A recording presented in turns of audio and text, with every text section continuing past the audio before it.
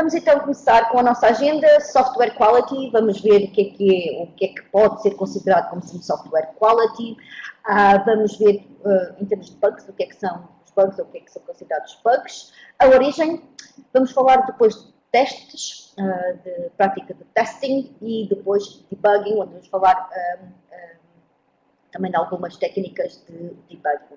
Nota, não sei se todos são programadores que usam o Visual Studio, programadores C#, mas podem ser programadores de outra coisa e usar o Visual Studio, mas será a ferramenta que nós vamos utilizar aqui para fazer uma pequena demo. Ora bem, temos aqui pessoas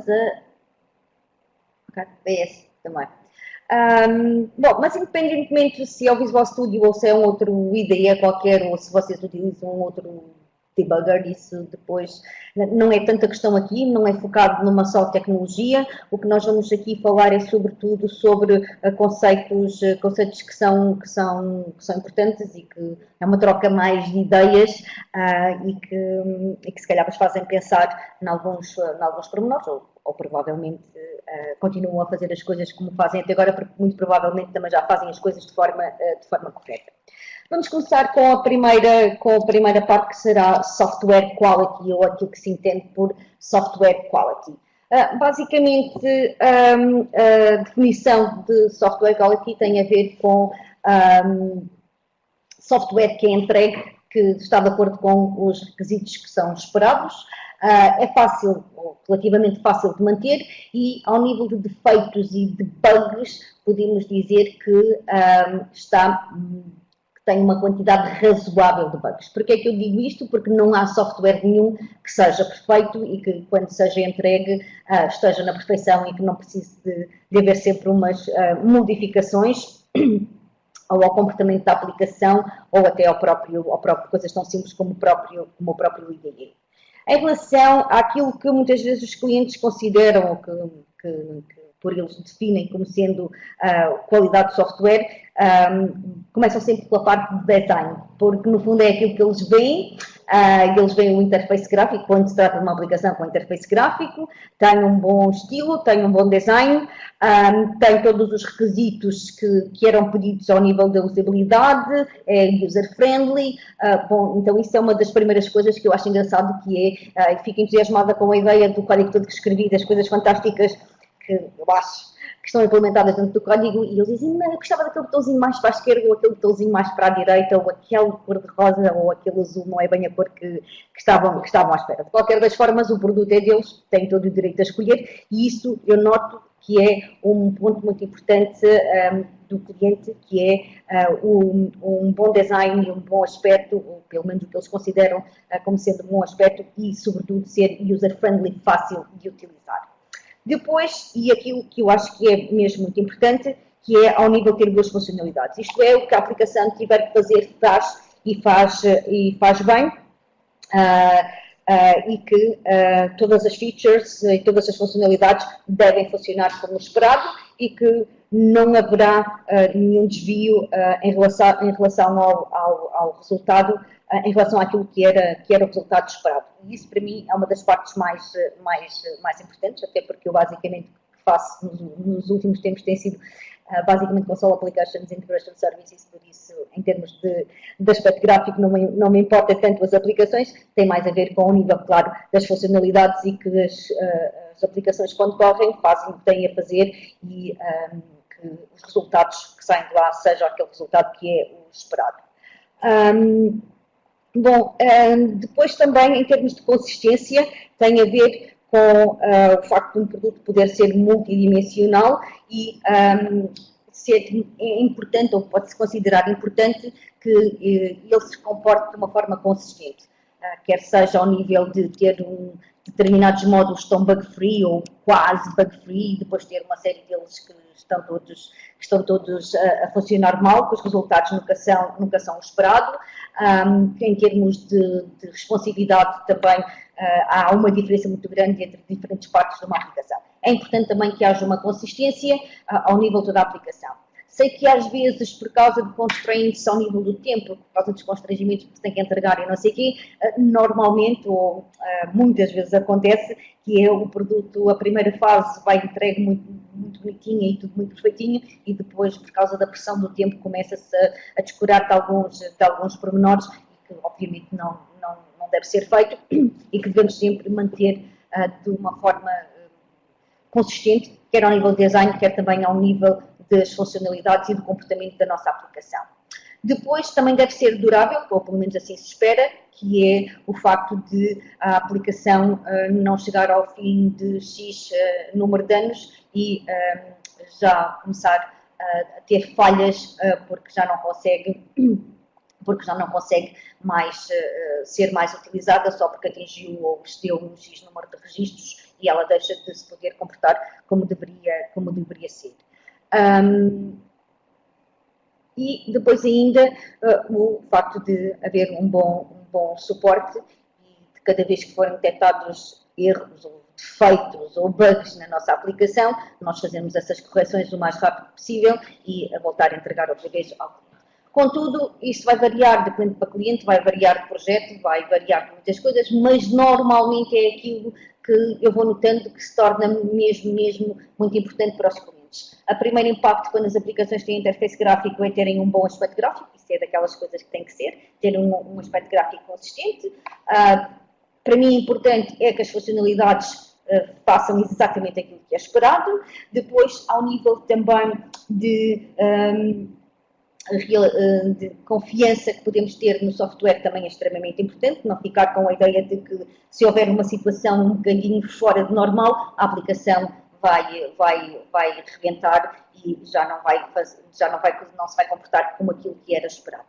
Diga, Liliana. Boa tarde, Liliana.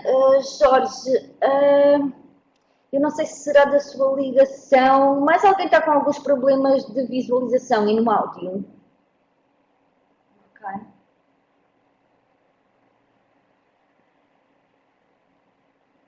Ok. Não sei se poderá ser às vezes da ligação.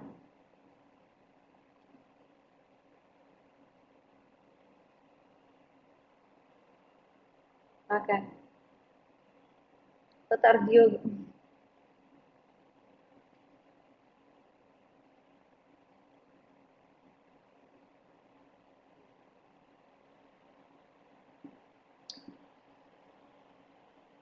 Pois, não sei, não.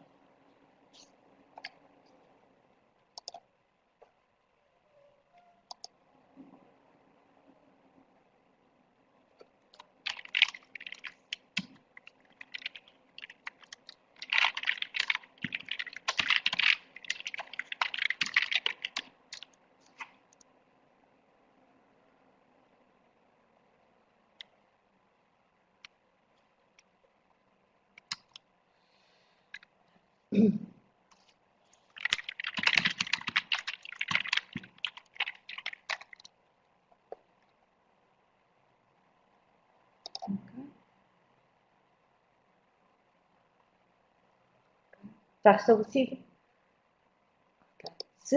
Jorge, se voltar a repetir mais vezes, diga que eu, entretanto, posso pedir aos técnicos se lhe podem dar algum apoio. Ok?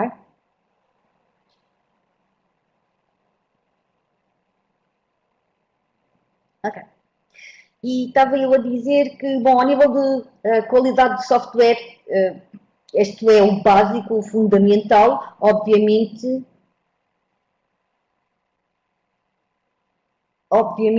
que depois haverá outros pormenores, outros detalhes que possam entrar dentro do conceito ou da definição do que é qualidade de software. De qualquer das formas, a norma ISO standard define que é a totalidade das features e características de um produto ou serviço que satisfaz o estado ou as necessidades para as quais ele foi criado para suprir. Posso avançar mais um bocadinho? E vamos avançar mais um bocadinho e vamos então falar sobre o que é um bug. Nota, se vocês forem algures ao nosso amigo Google e procurarem o que é bugs, vocês vão encontrar N definições, pessoas que consideram que bugs são só a nível de hardware e não são considerados a nível de software. Existe uma explicação muito boa para isso. Existem depois várias definições, porque cada pessoa depois acaba por interpretar um bocadinho de forma diferente. Aquilo que eu considero que é um bug, basicamente, é um problema que vai fazer com que o meu software não produza o resultado correto, ou então um resultado não esperado. Que para mim não ser o incorreto é mais difícil quando ele é um resultado não esperado. Quando ele é incorreto, mais ou menos fácil. Quando ele é um não esperado, tipo, faz-me coçar um bocadinho mais na cabeça. Nota, a maior parte dos bugs, obviamente, são causados pela nossa intervenção, uma vez que somos nós que escrevemos o nosso código, e ou porque não escrevemos lógica suficiente ou a lógica está errada, depois vamos ter resultados que não eram esperados, ou então vamos produzir resultados incorretos. Podemos considerar que um bug é um erro, que é um defeito, que é uma falha, mas a ideia sempre é o facto de ser qualquer coisa que vai causar uma falha ou um desvio do resultado esperado. E pelo menos é isto aquilo que eu considero como sendo um bug. Não quer dizer que vocês não possam ter uma outra definição, em relação ao que é considerado um bug. Ok. Alguém? Vocês estão a falar entre vocês, ok. Bom, em termos de bugs, nota,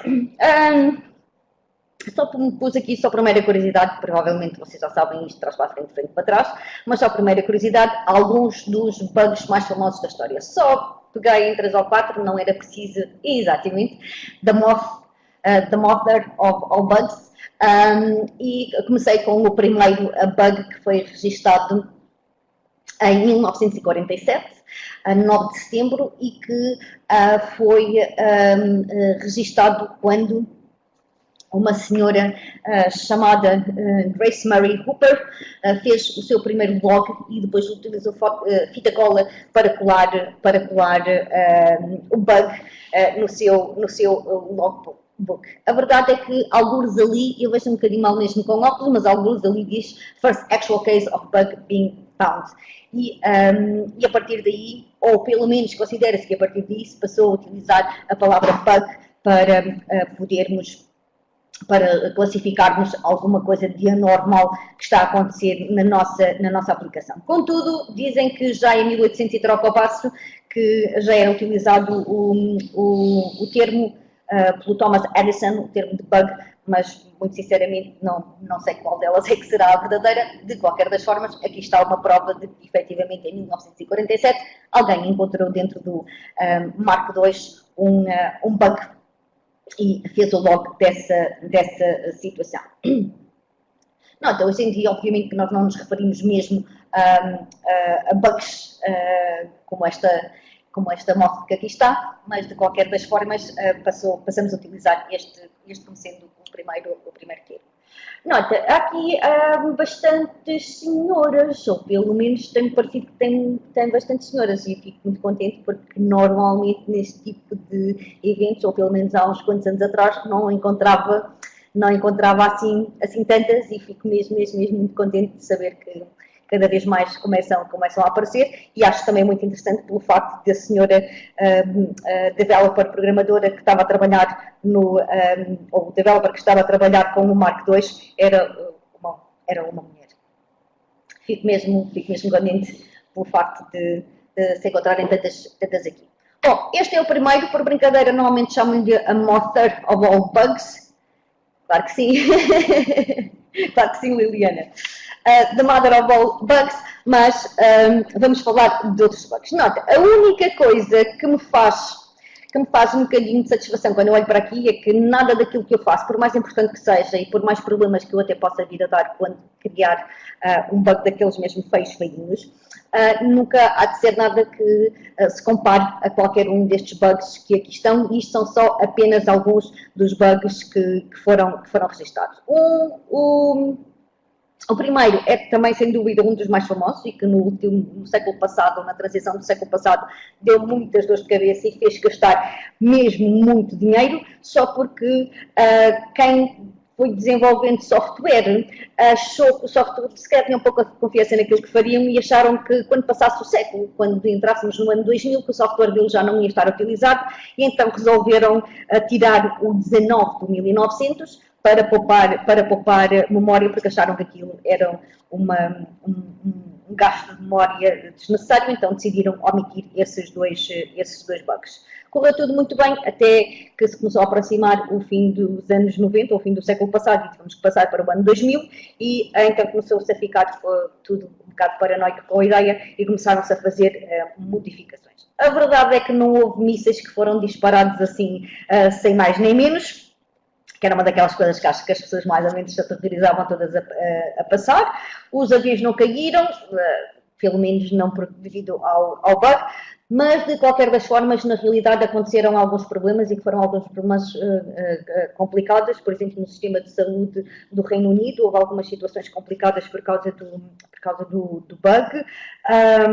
Depois houve pequenas coisas, como acho que na Espanha tiveram problemas com os parquímetros, também isso não será grande problema. E alguns na Austrália, eles começaram a apresentar o tempo para o dia 1 de janeiro de 1900.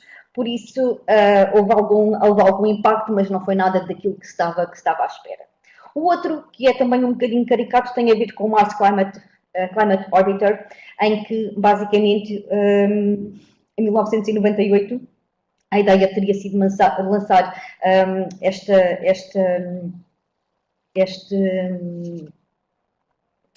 probe para a órbita de Marte para estudar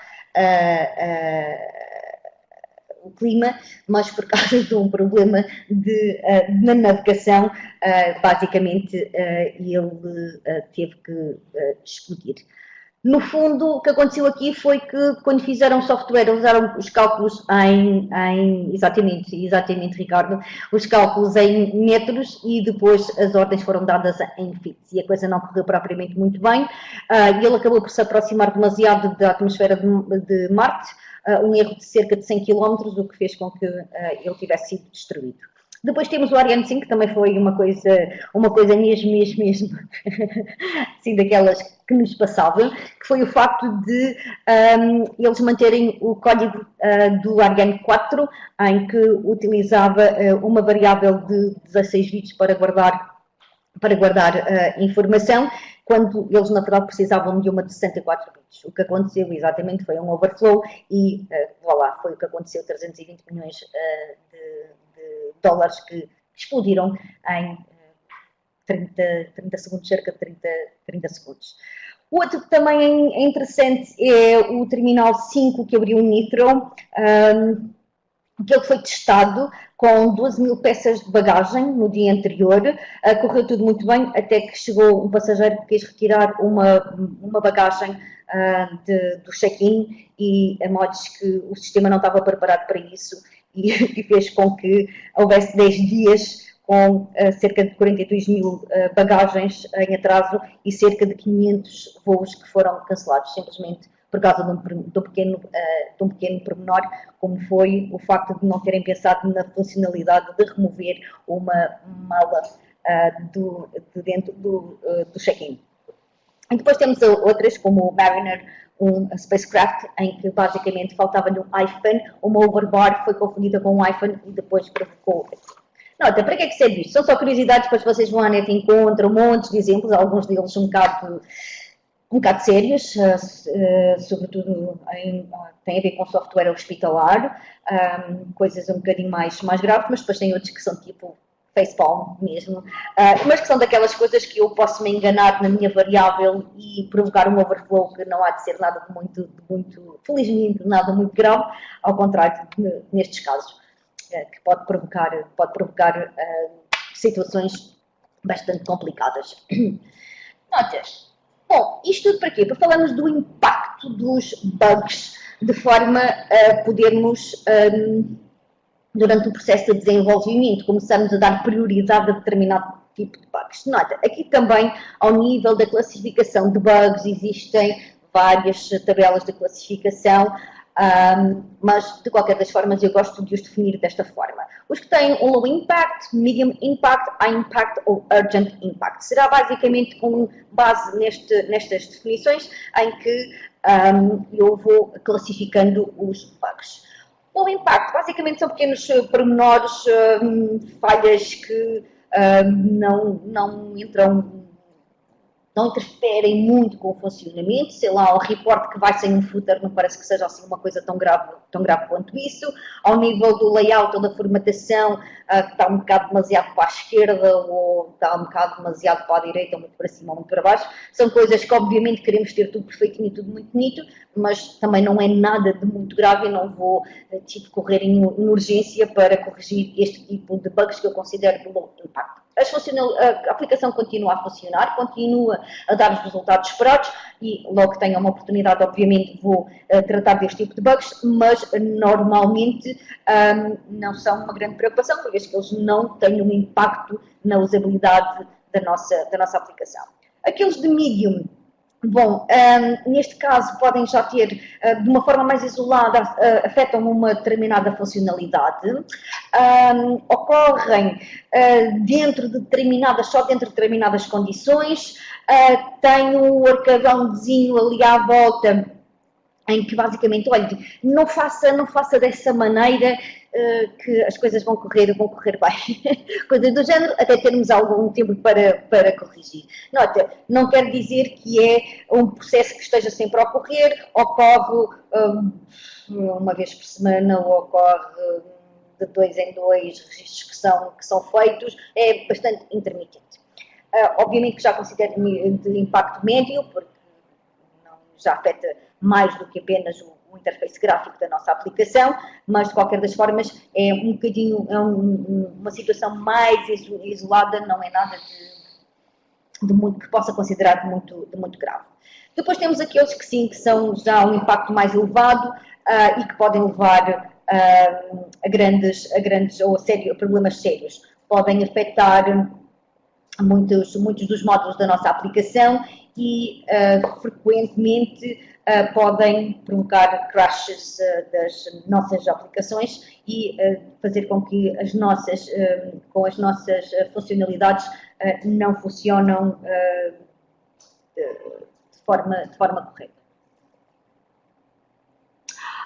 Sim, Helder, sim, tem toda a razão, mas eu quando estou a falar do low, basicamente estou a falar de coisas que eu considero de baixa mesmo, que é o layout, falta-me um footer num report. Quando já estamos a falar de leaks de recursos, aí já vou considerar um impacto médio e já vou ter mais urgência, obviamente, em tratar desse tipo de situações.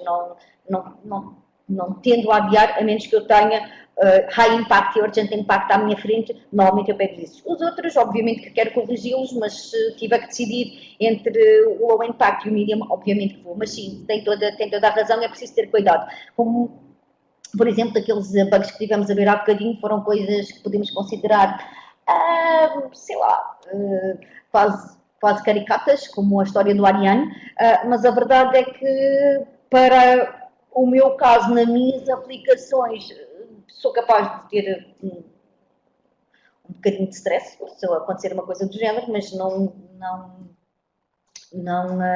não vou deixar para amanhã se encontrar uma coisa desse género. Eu considero a medium impact, uma variável que vai ter um overflow, obviamente que vou fazer esse tipo de correção. Apesar de só influenciar uma parte da minha aplicação, uma funcionalidade, obviamente que eu quero fazer a correção, até porque depois as funcionalidades acabam por estar integradas, pelo menos naquilo que nos últimos tempos tenho feito, o que significa que tenho que as corrigir, porque senão todo o resto há de ficar empatado. Mas sim, tem toda a razão. Em termos do impacto, high impact, são aquelas em que provocam que as nossas funcionalidades mais importantes das nossas aplicações não funcionam. Então estas, sem dúvida nenhuma, temos que cuidar delas. E notem, esta do alto impacto pode ser mesmo a variável que está mal definida e que podemos ter um overflow. Sim? Depende depois de qual é a localização do nosso código, a funcionalidade onde esse bug poderá estar inserido. Nota, estes são os urgent, são aqueles que podemos considerar os mais catastróficos, é que eu posso usar esta palavra, mas que fazem com que o nosso produto não possa não ser utilizado de tudo. Nota, é sempre muito importante que estes sejam sempre testados e sejam sempre visualizados e cuidados antes de vocês fazerem a entrega do produto, porque vão fazer um crash. Contudo, muitas vezes também já sabemos que só na altura em que já estamos a ficar prontos para entregar é que se mudam algumas condições e que estas coisas acontecem. Mas tentarmos ao máximo, mas vamos ver como é que poderemos evitar ao máximo este tipo de situações. Sim, Joaquim, está a escrever.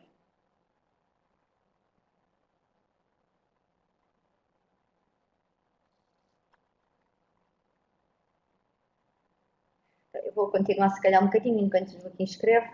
Presumo que tinha a ver com... Gostava também de ver mais as vossas opiniões sobre... Porque de certeza que devem ter as vossas tabelas de definição de impacto diferentes. Okay.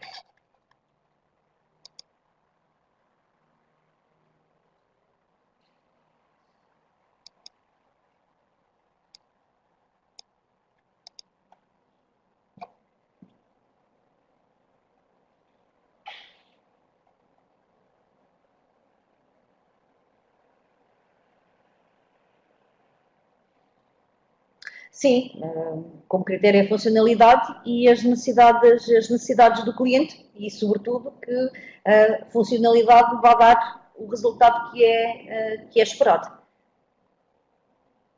E se essa funcionalidade, sei lá, se tiver uma funcionalidade que é para mudarem a cor do fundo e ela tiver um bug, é um bocadinho diferente de uma funcionalidade em que eles têm que fazer um cálculo e aquilo dá um overflow.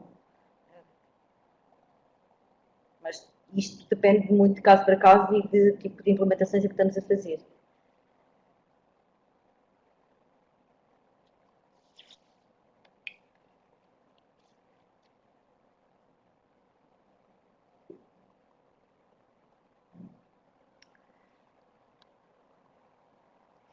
Sim, Helder?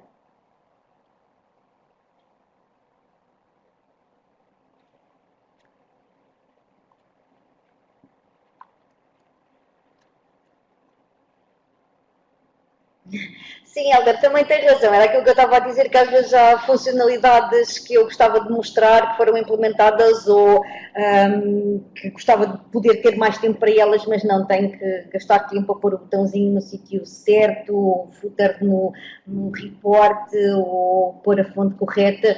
Aquilo que me estou a dizer é que tem a ver de caso para caso. Se o software é meu e eu tenho total a liberdade de escolher aquilo que eu quero fazer, obviamente que nestes casos eu é que escolho o que é que quero fazer e vou usar então esta minha lista. Obviamente que eu uso sempre e tento sempre dizer, mas olha, isto era mais importante, os users vão ter paciência ou logo que eu possa vou fazer isso, mas se por acaso estiver a fazer um cálculo de um preço ou um cálculo de outra coisa qualquer, muito provavelmente vou dar prioridade em detrimento do footer que falta. Mas sim, o Helder tem razão, que às vezes ele não quer um botãozinho, ok, a gente põe o botãozinho. Ou o footer no report.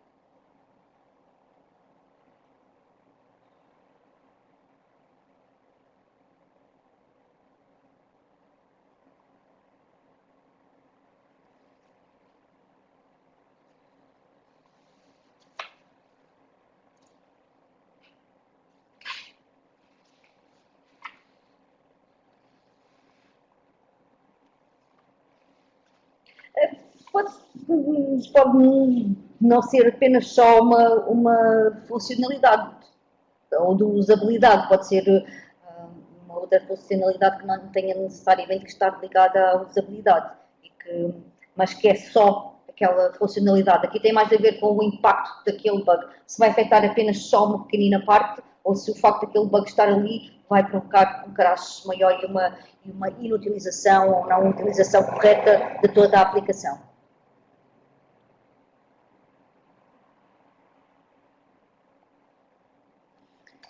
Ok. Em relação a debugging. Debugging. Bom, é um processo de procura de bugs, como o termo passou a ser utilizado, e no fundo é o processo de encontrar os defeitos, corrigir esses defeitos e depois verificar se esse defeito, se esse bug foi efetivamente corrigido, e isto durante o processo de desenvolvimento, durante o processo de testes, ou então, infelizmente, quando eles já são reportados pelo utilizador final, que é sempre um bocadinho mais chato e mais infeliz, mas que acontece sempre, e que não é nada de tão grave quanto isso. Depende do tipo de bug que foi enviado e o user acabou por detectar. Testing and debugging. Nota, são duas coisas que andam sempre uma a par da outra, que é basicamente eu escrevo um pedaço de código e de seguida eu vou testar para verificar se ele efetivamente está a funcionar de acordo com aquilo que era esperado, faço os inputs de teste que são necessários e verifico se ele está correto. Basicamente é o primeiro passo que eu tenho que fazer para verificar se o meu código se comporta como deve ser. Contudo, este é um processo que não começa só quando nós já estamos na fase de implementação, pode começar mesmo já numa altura em que fazemos a recolha de requisitos, na fase do design do interface, quando começamos a desenhar os nossos algoritmos, quando começamos na fase de implementação, aqui se calhar mais sério, e depois, obviamente, o continuous integration com outros módulos e constantemente fazer testes para verificar se os comportamentos são efetivamente aquilo que eram esperados e se todas as funcionalidades obedecem a um conjunto de especificações e percebermos se ele está ou não a funcionar. Obviamente que muitas vezes acontece que quando estamos nesse processo de teste, por isso é que testamos, vamos encontrar que existem defeitos. Então, no fundo, podemos dizer que eu testo para depois poder fazer debugging, e debugging não é mais ou menos do que um processo que envolve identificar um problema, depois isolar qual é que é a fonte desse problema e depois corrigir esse problema ou então determinar um workaround. Note, eu se calhar não devia estar a dizer isto, mas a verdade é que nós sabemos que muitas vezes não é possível fazer a correção de um problema ou por um constrangimento de tempo e naquele momento não podemos corrigir, então vamos fazer uma coisa que é criar um workaround. Nota, eu tenho uma série de workarounds que estou constantemente a dizer que quando eu tiver tempo vou pegar nelas e vou efetivamente corrigir o problema e criar uma solução final, mas são workarounds que eu posso dizer que algumas já vão em quase 10 anos e continuam lá. E que eu não devia estar a dizer isto, pois não, mas pronto, mas elas continuam lá até que se calhar vamos começar a pensar numa segunda versão e vamos então aí, sim, já são soluções definitivas, tem toda a razão, Ricardo, e tenho sempre a esperança de arranjar tempo para lhes fazer as correções, mas nem sempre isso acontece. Tem coisas que olho para trás e digo, eu fiz isto há 10 anos e ainda não corrigi, mas também não vai ser hoje. Serve muito e elas vão ficando. Nota, seja corrigir o problema, que é sempre preferível, ou seja um tal workaround, por um constrangimento de tempo, ou até porque muitas vezes também acontece que, não sei se isso é uma realidade para vocês, que é o cliente final, seja um cliente interno ou seja um cliente externo, nem sempre sabe muito bem o que quer. Sabem que querem qualquer coisa, mas depois ao nível das especificações, por mais perguntas que se façam, nunca nos dão as respostas completas, e então há determinadas partes do algoritmo e da lógica que nós não conseguimos definir de uma só vez. Então o que é que que se faz? Faz um workaround para quando soubermos todos os detalhes que são necessários para uma implementação e correção definitiva do nosso problema, criamos ali um workaround. Mas independentemente disso, o que temos que fazer é voltar a testar e verificar se a nossa correção funcionou ou se o nosso workaround está-se a aguentar como era esperado. Então, basicamente, podemos dizer que testamos para depois podermos fazer debug. Testamos para detectar quais são as anomalias, fazemos debug para depois isolar esse problema, tentar compreender esse problema e depois fazer a correção desse problema. Nota, Dijkstra disse uma coisa muito engraçada que era testes de programas pode ser usado para mostrar a presença de bugs, mas nunca para mostrar a sua ausência. E isso é efetivamente verdade. E também esta, suponho que vocês conhecem, que é se debugging é o processo de remover bugs, então programar deve ser o processo de os pôr dentro do nosso código. Mas a verdade é que são duas áreas ou são duas atividades que andam sempre juntas. Escrevemos o código, testamos e fazemos debug. Contudo, acontece muitas vezes que eu faço debug não só para testar, mas porque eu quero ver mesmo todo o fluxo e todo o comportamento do que vai acontecendo lá dentro. Não é porque eu tenha identificado um bug, mas é sim porque eu quero ver se efetivamente, porque o resultado foi esperado. O teste correu bem, foi esperado, mas tenho sempre aquela tendência de ir procurar e correr o código, fazer debug para perceber se, por exemplo, todo o fluxo, se todas as condições estão a ser avaliadas, etc. Suponho que alguns de vocês também se calhar tenham a mesma abordagem, mas quando tenho um bocadinho mais de tempo, costumo fazer exatamente. Gosto muito de fazer isso, que é para ver que está tudo ok, porque a ideia será entregar um produto que seja o mais bug-free possível, porque já sabemos que bug-free nunca vai ser, nunca poderá ser.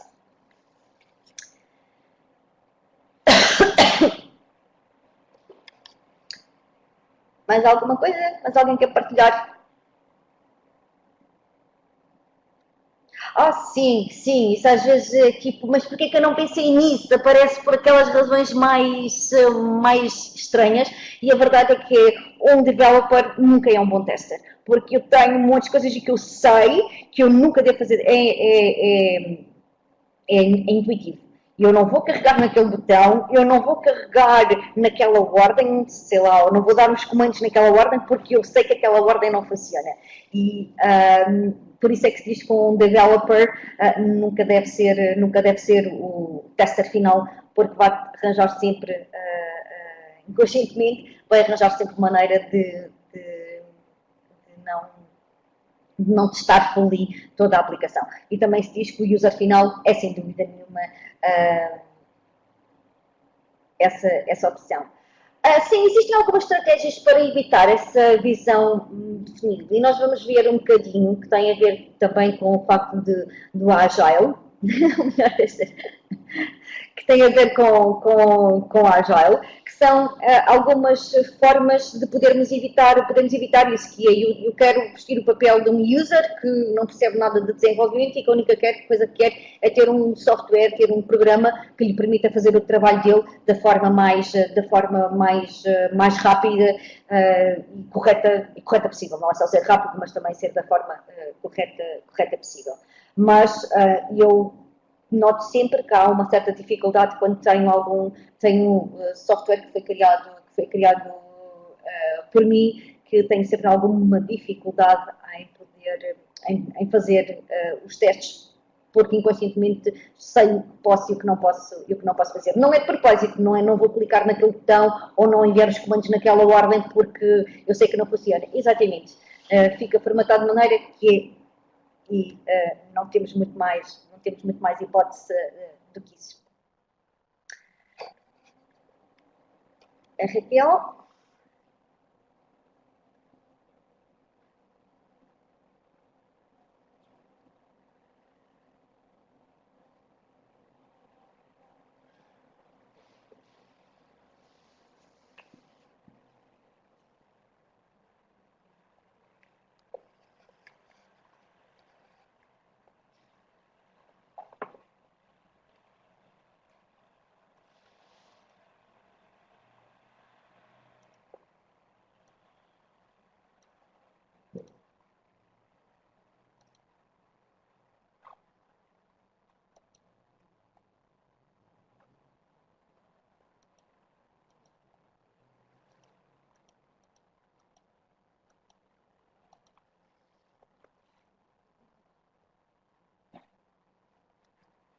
Olha, uma das coisas que normalmente tento fazer é pegar num conjunto de valores bem escolhidos para eu fazer de input. Gosto de observar as pessoas que vão trabalhar com o software, sobretudo quando elas já têm alguma coisa antiga. Gosto.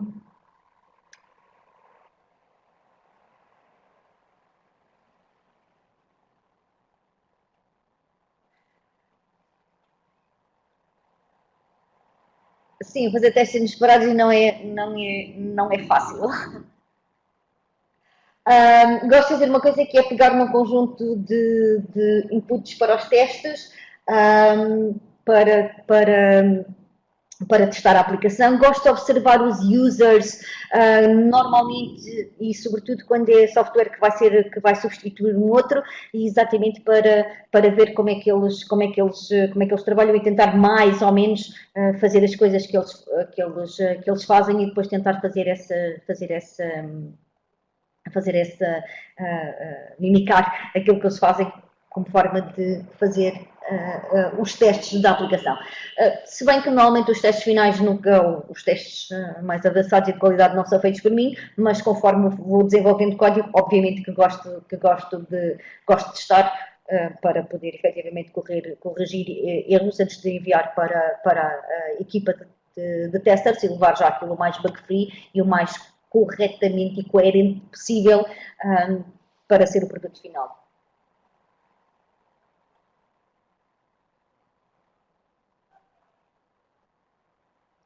Sim, acredito, Diogo, que possa ter algumas situações em que as exceções só ocorrem depois, quando já está em produção. Provavelmente porque as máquinas são diferentes, porque se calhar a carga, o load da aplicação também é diferente, e quando está em testes, se não efetivamente tentarmos reproduzir os testes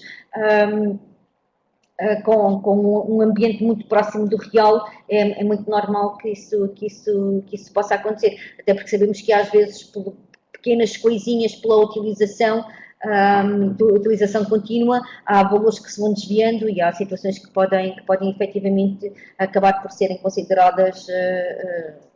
São exceções e são erros que ocorrem depois, já quando o produto está em produção. É uma das coisas que também acontece com alguma frequência. Olha, quando eu faço os meus testes, crio os diferentes casos de testes, vou testar com estes valores e agora vou testar com aqueles valores para ver o que é que acontece. E se tudo correr bem, então dou-me por satisfeita e posso considerar que o meu teste passou. Se por acaso se o output não foi aquilo que eu estava à espera, então eu posso dizer que o meu programa estava incorreto, que continha os erros. Nessas situações só tenho uma coisa a fazer, que é voltar outra vez a pegar no código, olhar para o meu bug, categorizar se ele é de baixa, média, alta ou urgente e depois, então, a partir daí, passar à implementação de uma correção ou o nosso famoso workaround. Voltar outra vez a testar e quando ele deixar de dar erros, então, depois passar à fase seguinte. Nota, o que também é importante às vezes é que os testes muitas vezes eles retornam mais os sintomas ou os efeitos de um erro e não propriamente a causa do erro. Isto é uma das coisas que eu acho que é importante, ou pelo menos eu para mim considero que é importante, que é quando eu estou a ver um erro, eles muitas vezes são nem mais nem menos do que o sintoma de outras causas que não está necessariamente a ver com aquele erro que foi produzido. Ele apenas é um sintoma de que alguma coisa não está corretamente definido e aquele output não será, quando ele está a fazer o output, não será propriamente aí o erro, mas o sintoma de que alguma coisa não está correta, e que pode ser uma coisa pequenina e fácil de resolver, como pode ser uma coisa um pouco mais complicada.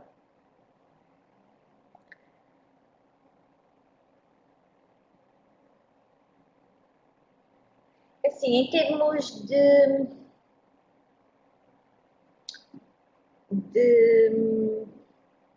de testes,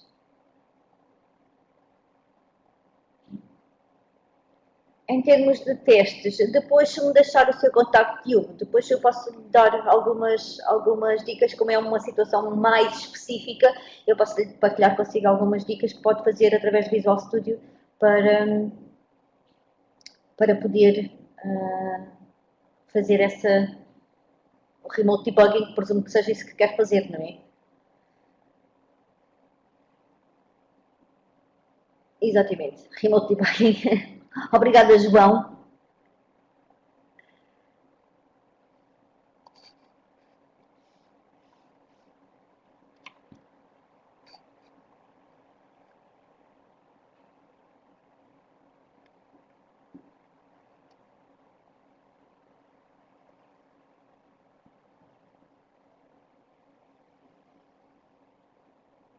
Liliana, não percebi o que queria dizer. Teste-me debugging é um tema.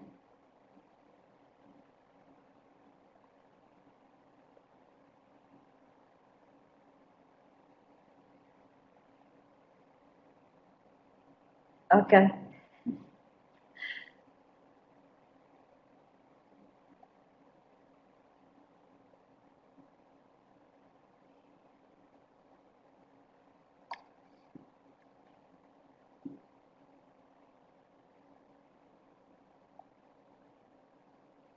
Sim, sim, isso também é verdade. Ou de então os erros que nos podem ocorrer ou os comportamentos inesperados poderá ser por causa de nós estarmos a usar outros softwares que estão a injetar informação ou que estamos a usar funcionalidades de terceiros e que efetivamente podem ser eles a causar. De qualquer das formas, através desse processo, nós vamos verificar qual é que é, qual é que é a fonte desse comportamento, qual é a origem desse comportamento. Não quer dizer que a gente o vá corrigir, porque isso já será da responsabilidade do third party, ou então da forma como nós estamos a utilizar, mas será exatamente, será através do testing e debugging que eu vou saber que é aquela biblioteca, que a versão está diferente ou outra coisa qualquer.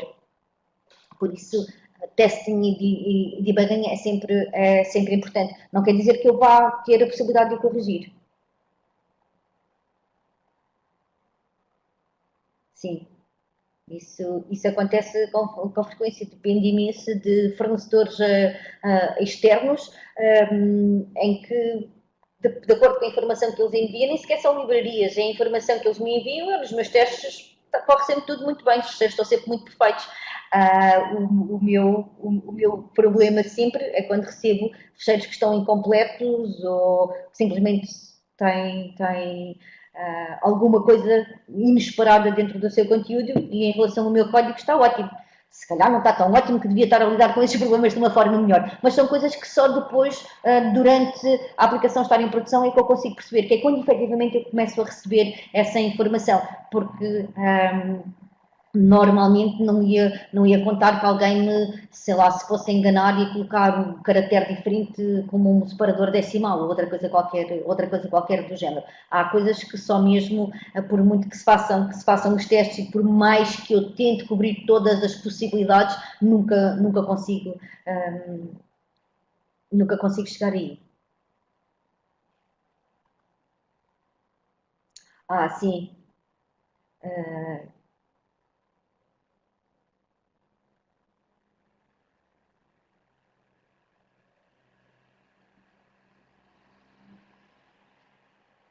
Sim, mas pode haver um estudo da forma como as aplicações se integram entre si. Aquilo que eu faço também não tem propriamente intervenção humana. Os fecheiros aparecem automaticamente, os fecheiros são despachados automaticamente e através de debug conseguimos ou tentamos conseguir identificar. Nem sempre é muito fácil, mas tentamos sempre identificar essas situações. Sim, sim, tem que ser bem direcionada e bem segmentada. Eu falo aqui de users porque durante muitos anos fiz e desenvolvi aplicações que tinham um interface gráfico e uma daquelas coisas que era sempre ok. Eu sei que o user vai encontrar aqui um defeito qualquer e então vamos dar uma pré-version para eles para ver como é que mais naquela, para ver se vocês se habituam, se gostam da aplicação, da forma como o fluxo está determinado e não sei o quê, mas a verdade era mesmo para eles me conseguirem datar alguns dos bugs que poderiam estar por ali escondidos e que eu não os conseguia recriar. Mas a verdade é que muito mais do que a intervenção dos users tem a ver com a forma como as aplicações, cada vez mais as aplicações interagem em si. Eu dependo de não sei quantos web services para receber a informação para as minhas aplicações, para alimentar as minhas fontes de dados e faço o mesmo. Tenho uma série de web services que despacham informação para outros users automaticamente. Então, basicamente, o que tenho que fazer é tentar recriar essa situação e aí sim, para fazer os testes tem que ter intervenção humana, mas tentar recriar a situação ao máximo possível para saber um endpoint que está mal definido, sei lá.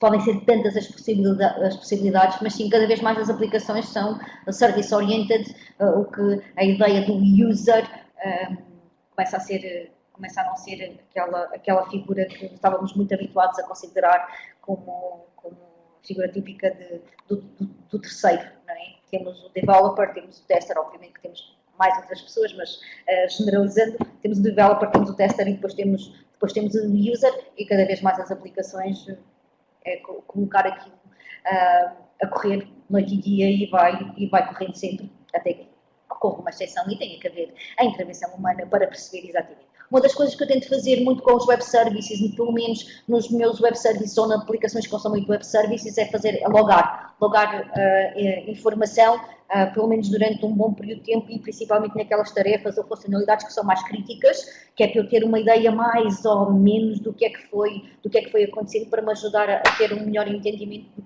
porque é que aquela exceção ocorre. Depois também estamos a falar de coisas que são bastante complicadas e que interagem entre si, e então uso muito logging nas funcionalidades mais críticas das diferentes aplicações. Exatamente.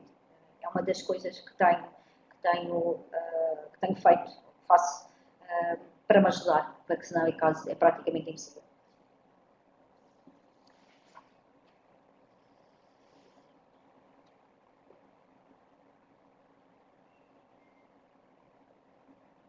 Sim, isso depois aqui já seria mais uma outra, logs bem feitos. Exatamente, há logs e logs, isso é verdade. Mas isso já seria um outro webcast e podíamos trocar mais umas quantas ideias.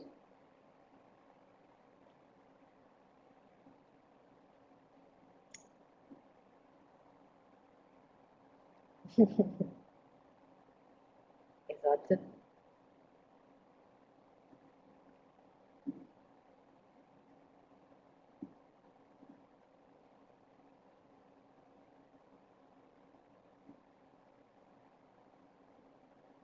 Sim, mas é uma boa forma de, quando tenho obrigações que eu preciso mesmo de saber qual é que é, o que é que vai acontecer nos diferentes níveis, sobretudo quando começam a haver falhas. Então a ideia será, ok, vamos tentar saber porquê. Sei lá, às vezes coisas tão simples, como eu quero saber a que horas é que aquilo ocorreu, porque posso ter períodos do dia em que as coisas funcionam muito bem e depois há um determinado período do dia em que chegamos ao fim e dizemos, epá, falhou naquelas horas ou qualquer coisa do género, e então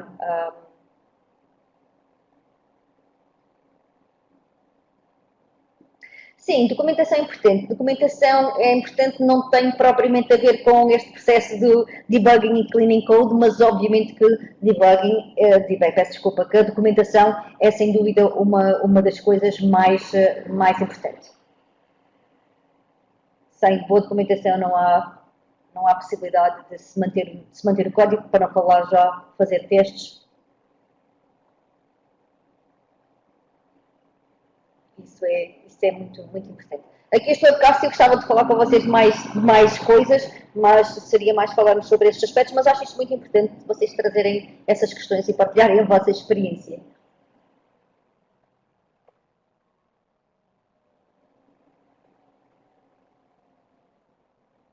sim, sim, Ricardo, concordo sim. Há quem diga, eu não vou perder tempo, não é perder tempo, faz parte do processo. Eu não perco tempo quando estou a escrever código, logo também não perco tempo quando estou a criar, exatamente, quando estou a criar documentação, mas existe muito essa coisa,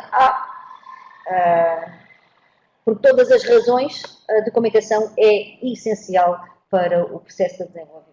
Isso não há dúvida nenhuma.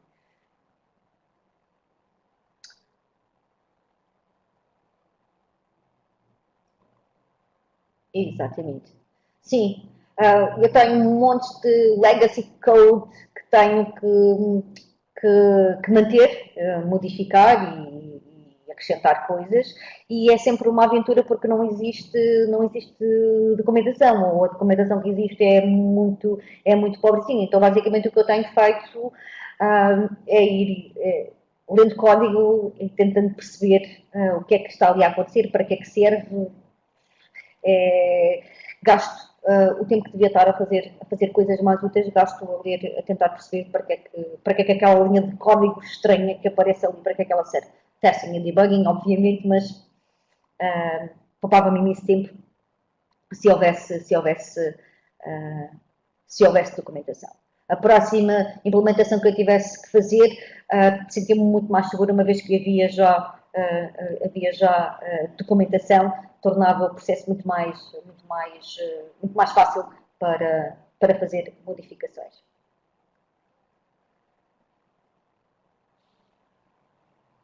Pois o problema é que eu não mexo enquanto não o perceber, posso demorar algum tempo a percebê-lo. E às vezes tenho mesmo que mexer, porque efetivamente precisamos de modificar coisas, até porque temos muitas dependências externas, é sem dúvida nenhuma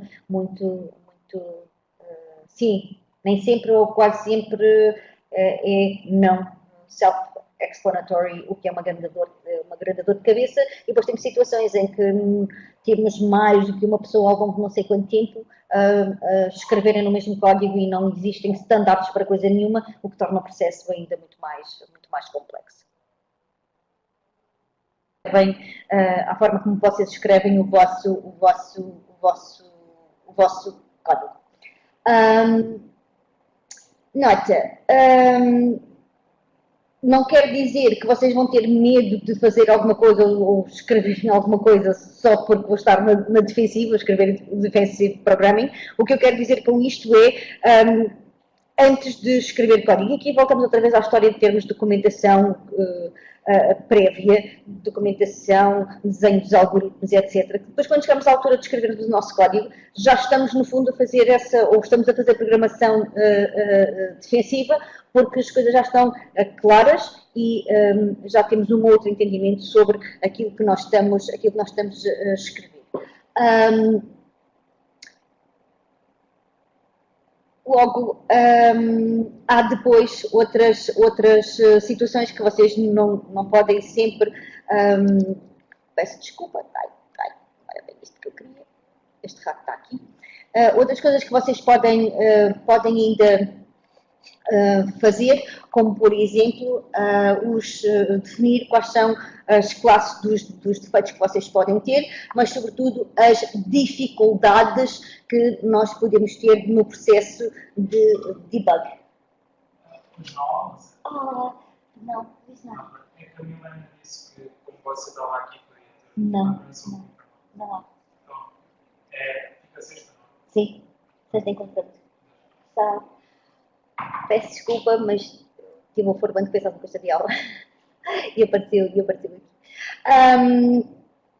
Algumas das dificuldades do examinar quais são os nossos erros têm a ver sobretudo com aquilo que já tínhamos também falado um bocadinho, que é os sintomas nem sempre podem indicar ou dar indicações absolutas sobre a causa.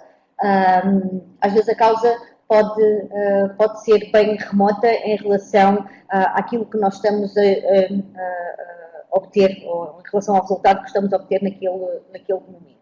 Depois, os sintomas muitas vezes são difíceis de reproduzir e penso que isso que vocês concordam comigo, que é o facto de vocês terem alguma dificuldade a reproduzir determinadas situações, um determinado sintoma, tentam introduzir os valores ou criar o cenário mais parecido possível, mas nem sempre é muito fácil. E depois às vezes os erros podem estar correlacionados, o que também os sintomas podem mudar durante o processo de debugging e pode ser também, mais uma vez, complicado. Logo, termos um código limpo, termos uma programação mais defensiva, termos documentação de toda a nossa aplicação, documentação boa dos nossos algoritmos, de toda a implementação, faz com que este processo o processo de debugging seja o menos difícil possível e que passamos a gastar muito menos tempo neste processo do que aquilo que normalmente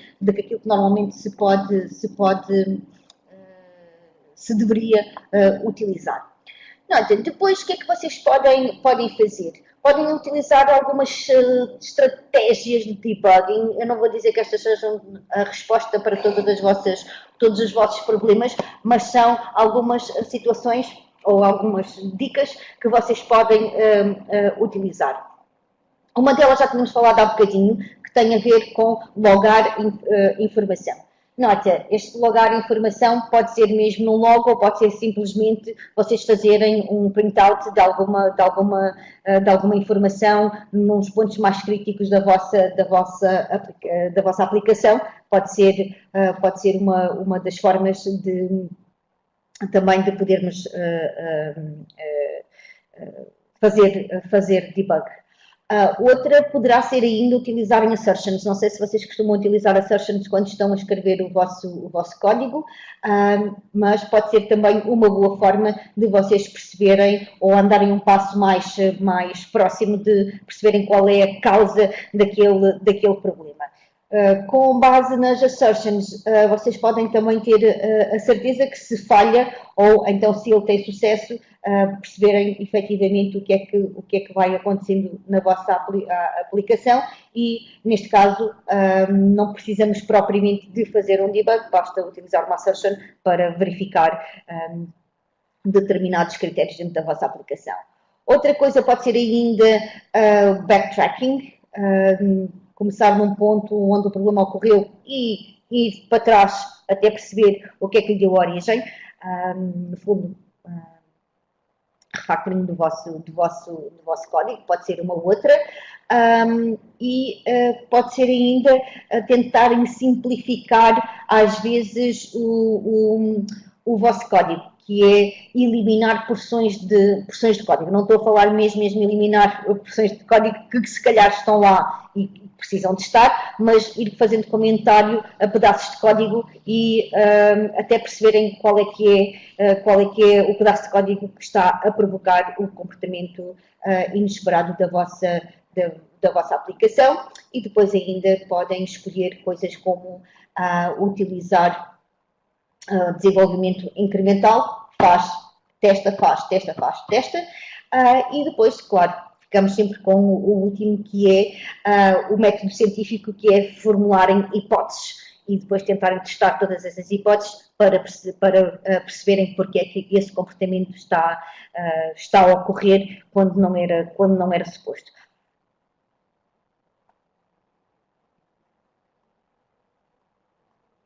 Sim, tenta-se testar as coisas impossíveis, é verdade. As ações podem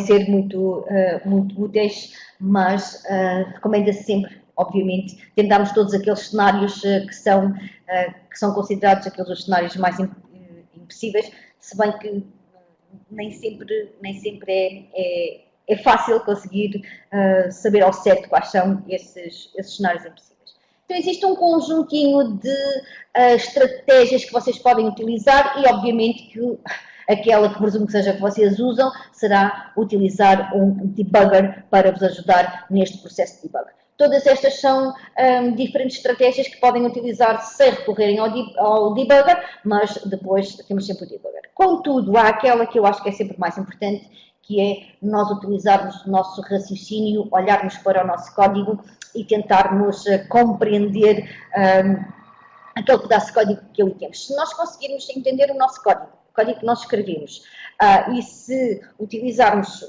no fundo, a nossa lógica e o nosso raciocínio, é também uma forma de podermos fazer debug. Há um monte de situações que eu olho para o código, sobretudo se foi o código que eu escrevi, como é óbvio, olho para o código e consigo facilmente, sem o uso de um debugger ou de qualquer uma das outras estratégias, simplesmente chegar à conclusão de que aquilo deu erro por isto ou aquilo vai dar erro porque eu tenho esta linha de código. Mas presumo que isto seja comum a nós todos, principalmente toda a malta que aqui está, que presumo que sejam quase todos developers, e será uma das boas coisas a poderem fazer como uma das estratégias de debugging. Agora, há bocadinho tínhamos falado, alguém tinha perguntado se havia formas de tornarmos este processo de testes de debug mais fácil. Cada vez mais se fala de agile, agilizar tudo e, obviamente, também agilizar o processo de desenvolvimento de software. Uma das coisas que nos últimos anos, apesar de não ser propriamente a coisa mais moderna do mundo, mas é um conjunto de coisas que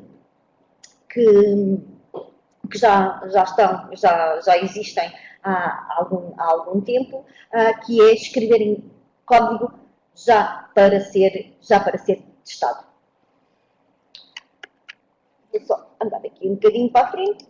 Bom, em relação a escrever código para ser testado, e nos últimos tempos, eu não sei se vocês vão acompanhando uma série de blogs ou webcasts e apresentações, mas uma das coisas que cada vez mais se fala quando vocês vão procurar alguma coisa sobre desenvolvimento, debugging e testes é falar sobre TDD ou Test Driven Development.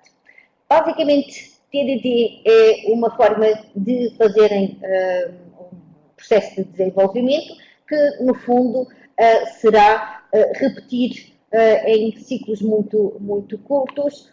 Primeiro escrevo o código, depois vou criar um teste, depois vou fazer quais são as novas as melhorias que eu preciso fazer, ou criar uma nova funcionalidade, e vamos andando sempre assim e vamos sempre produzindo a mínima quantidade de código para passar no nosso teste. E depois vamos fazendo o refactoring de modo a que seja aceito pelos standards. Então, basicamente, escrevemos um teste e depois este processo vai andando, compilo, corrigir os erros de compilação, correr o teste e vê-lo a falhar, escrever o código, correr o teste, vê-lo a passar, refatorar o código, testar, e isto é um processo que está sempre a acontecer. Existem várias frameworks ao nível para fazerem test-driven development.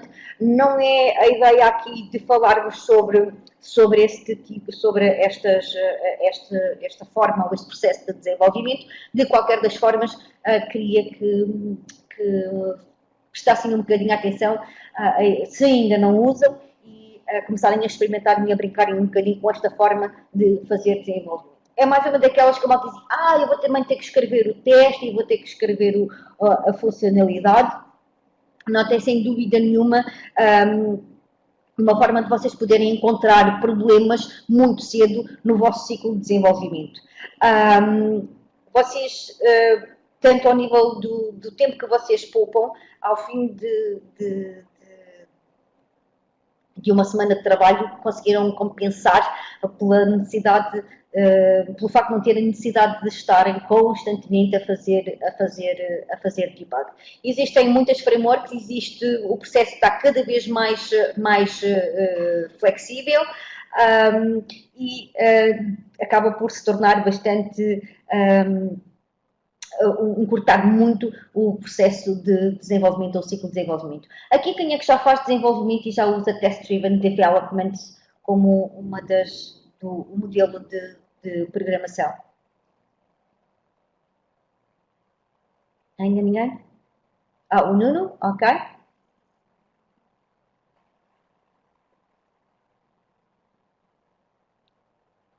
Mais ninguém? Okay. Então ia pedir para quem ainda não usa, para quem é novo, pelo menos para darem uma vista de olhos e experimentarem, manter open mind, e podem ver. Existe no Visual Studio vários frameworks que vocês podem utilizar. Existe um sem número delas. Normalmente uso NUnit ou então Katas, que são as das frameworks com que normalmente faço o desenvolvimento. Não sei se só o Nuno é que ainda usa Test Driven Development. Então, se calhar era interessante daqui a uns tempos eu saber alguma coisa de vocês e ver que toda a gente está a fazer TDD. Kata, mas existem várias. Se puser no Google, e depois eu mostrei vantagens sobre as outras. Ou que podem se adequar melhor.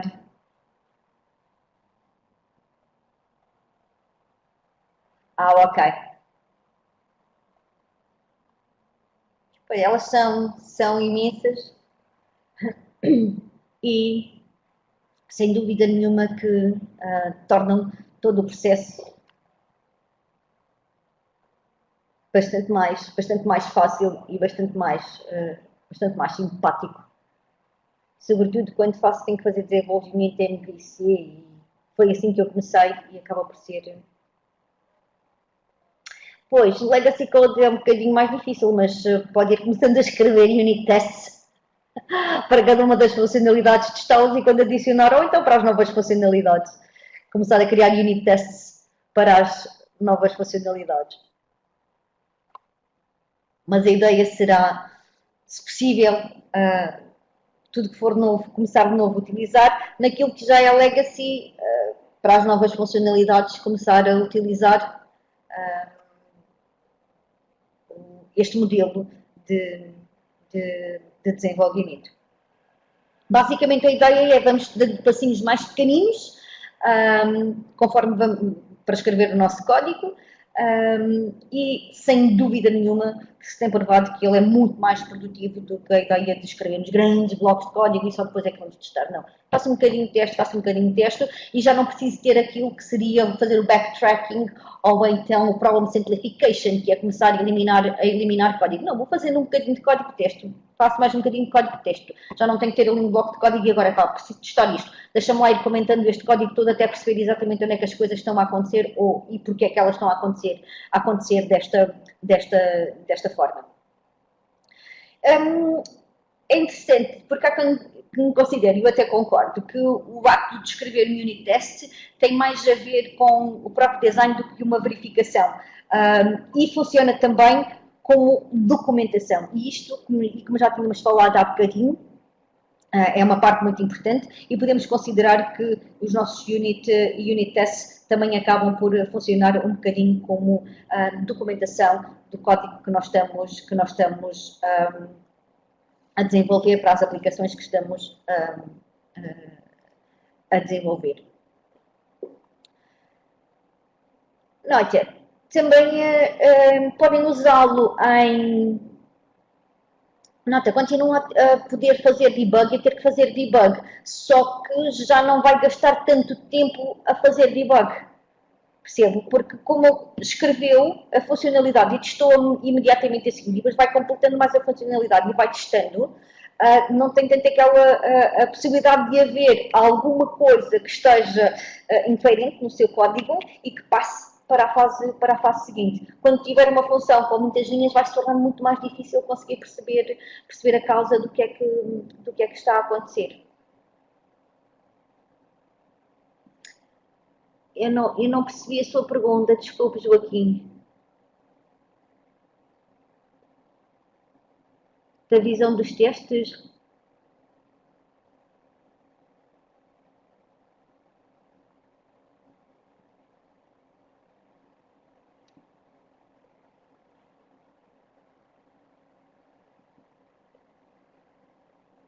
Mas aqui vamos testar funcionalidades. Quer saber, por exemplo, se ele escreveu numa base de dados ou...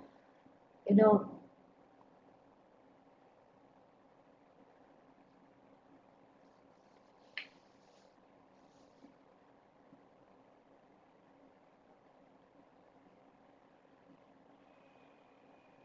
Eu vou avançando mais um bocadinho, depois se o Joaquim...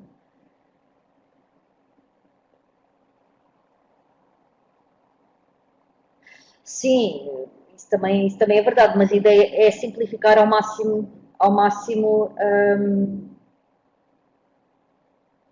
os nossos testes e vamos testando as funcionalidades conforme formos acrescentando código. Mas sim, também, obviamente que pode acontecer. Mas assim eu já não vou avançar mais para a frente. Já percebi o que é que queria dizer.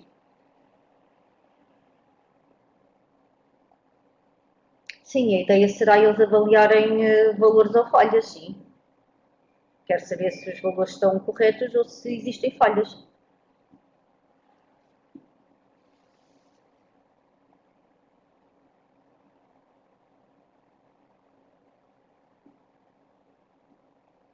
Ok. Então, basicamente será isto. Vantagem também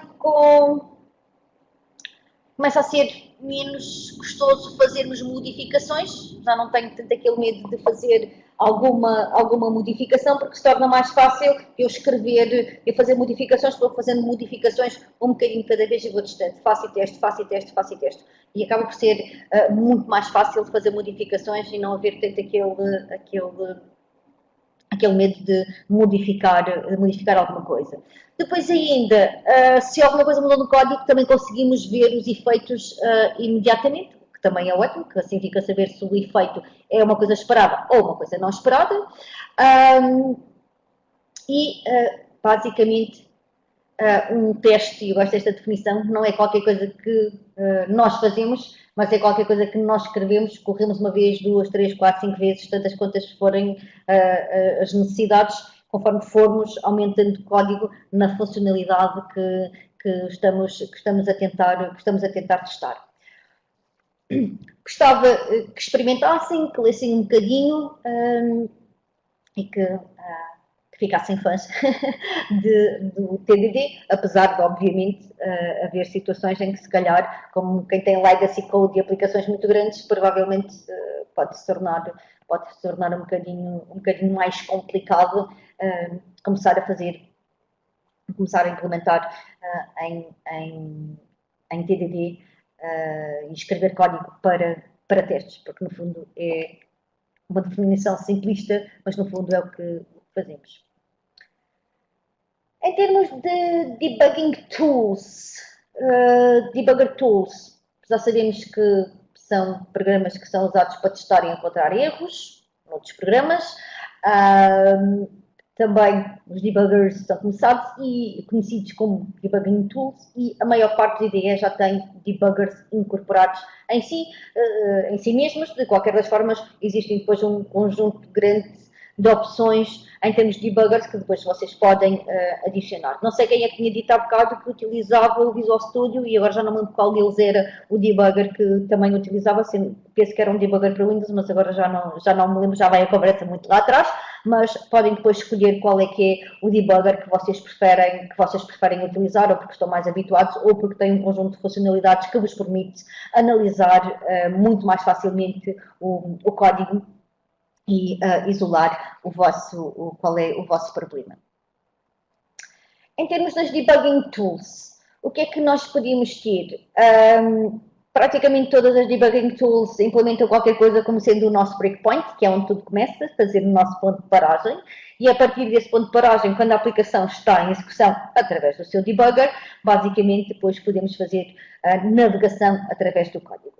Aqui especificamente poderíamos falar do Visual Studio, mas também temos aqui pessoas que não usam o Visual Studio, mas vai-nos permitir analisar linha a linha o nosso código e depois, dependendo do debugger ou dependendo do IDE, nós podemos fazer coisas como, durante o processo de debug, eu poder modificar valores de variáveis, analisar o valor das variáveis, fazer uma série de operações até chegar ou para poder testar um determinado cenário.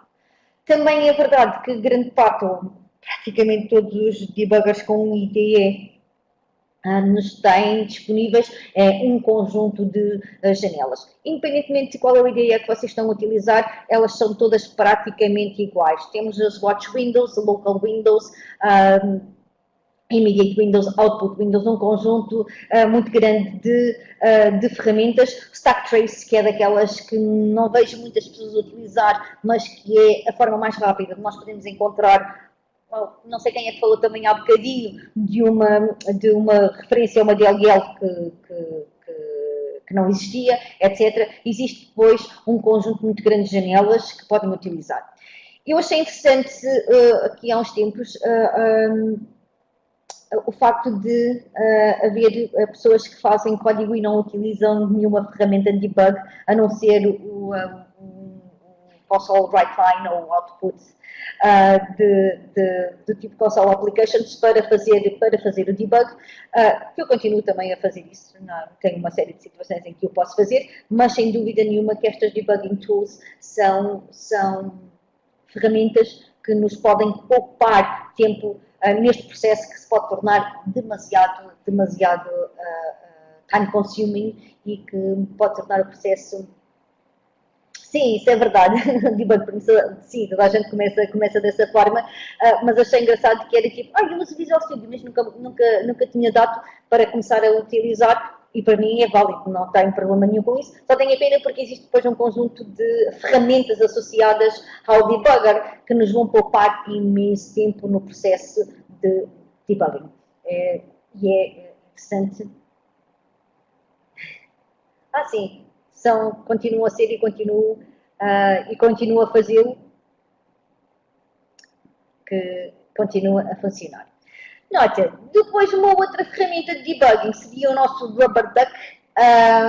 Eu pus aqui alguns, são os que eu gostava de ter, que podem ser também uma boa ferramenta, o pair programming, que pode ser também uma boa ferramenta, entre aspas, de debugging. Normalmente, se eu preciso de alguém para fazer pair debugging, basicamente vou onde tenho uma máquina de café e etc. encontrar lá alguém que se vai sentar, que não sabe o que é que eu estou a fazer, mas só o simples facto de eu tentar explicar o que é que eu estou a fazer, eu consigo perceber exatamente onde é que está o erro. Daí o Rubber Duck Debugging, que também pode funcionar muito bem e que continua a ser uma das minhas formas mais preferidas de até fazer debug, que é resolver um determinado problema lógico e poder fazer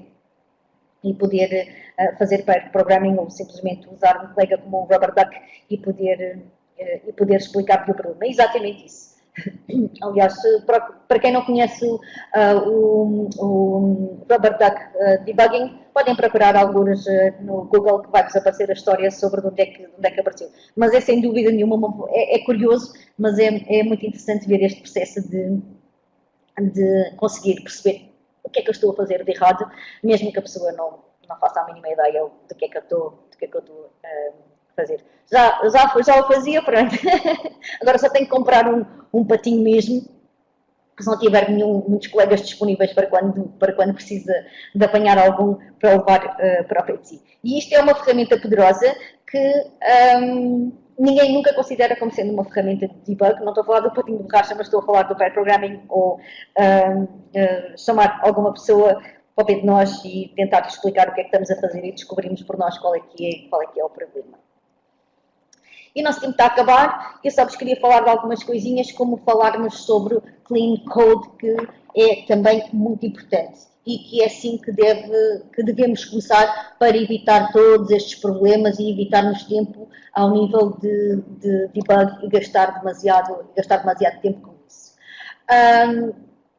Encontrei algumas coisas que eu acho engraçadas, pessoas que eu sinto e que acho muito interessadas e que disseram algumas coisas que efetivamente são verdade. Como qualquer coisa na vida, se vocês escreverem um código limpinho, dá a impressão, como qualquer outra coisa que fazemos, se fazemos a coisa com gosto e fazemos arrumadinha, com limpinha e bem feitinha, dá a impressão de que nos preocupamos e que temos gosto e que temos brilho naquilo que estamos a fazer. Isto é daquelas coisas que eu acho engraçado, mas que é verdade. Vocês nunca tiveram um pedaço de código que vocês olhassem para aquilo e dissessem, epá, isto está mesmo bonito, está a funcionar, está limpo, está conciso e está claro, está fácil de ler. Depois ainda Robert C. Martin, também acho muito engraçada, que é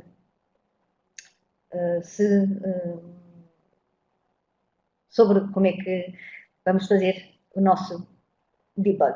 Depois um pequenino exemplo daquilo que pode ser considerado. Acho muito interessante esta forma de ele fazer.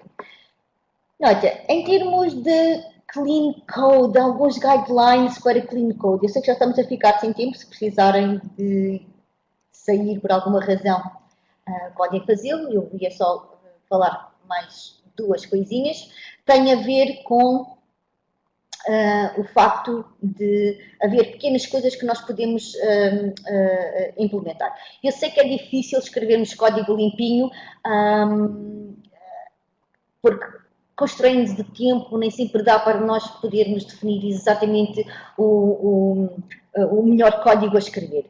De qualquer das formas, vocês podem fazer coisas mais simples, como por exemplo ao nível dos nomes das variáveis, ao nível do próprio nome dos métodos. Como eu vos disse, eu tenho imenso código legacy que herdei, não sei de quem, não faço a mínima ideia, e que basicamente se torna muito mais difícil de ler porque não existe nenhum standard ao nível da nomenclatura utilizada para as variáveis e utilizada para os nomes dos métodos, coisas que não custa seguir um conjunto de regras, nem que fossem definidas para toda a gente. Não usar nomes de variáveis que não significam coisa nenhuma, que eu nem sequer os conseguia.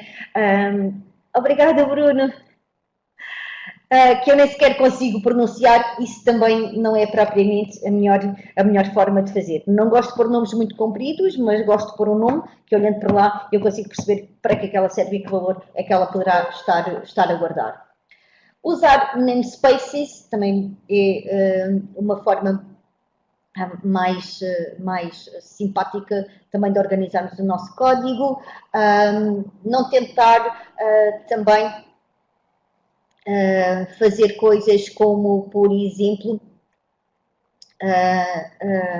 demasiado nested control structures, colocar argumentos opcionais até chegar ao fim.